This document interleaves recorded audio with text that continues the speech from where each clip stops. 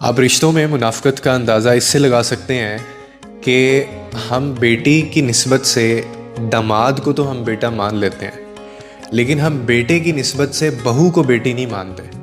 और ये गलती लड़की वालों की तरफ से भी होती है। यानी यहाँ पे मैं कहता हूँ कि हम आकर उसका क्यों हक खा जाते हैं, यहाँ पे ये इतना दोहरा मेयार क्यों है। याद रखिए कि अगर आपने किसी बेटी का घर नहीं बसने दिया ना, तो फिर घर आपकी बेटी का भी नहीं बसना, वो कहीं ना कहीं वापस आएगा। और ये वो दोहरा मेयार है जो हमारे घरों को ना अंदर से खोखला कर देता है। यानी आप ये देखिए, हम इस्लाम की बात भी करते हैं, कुरान की भी, इंसाफ की भी बात करते हैं, मगर इंसाफ करते वक्त अपने मुफाद को हम सबसे पहले आगे रख देते हैं। वो जो घर में आई है वो भी तो किसी की बेटी है ना, वो भी तो किसी माँ बाप की आंखों का नूर है, तारा है, जैसे आपकी बेटी तारा है या आपका नूर है।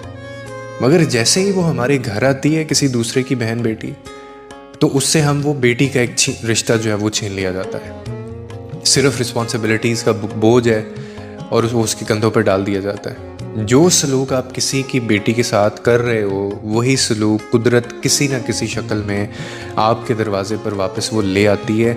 ये मैं किसी को बद्दुआ नहीं दे रहा, ये बद्दुआ नहीं होती, ये कर्म है, ये मकाफ़ात अमल है।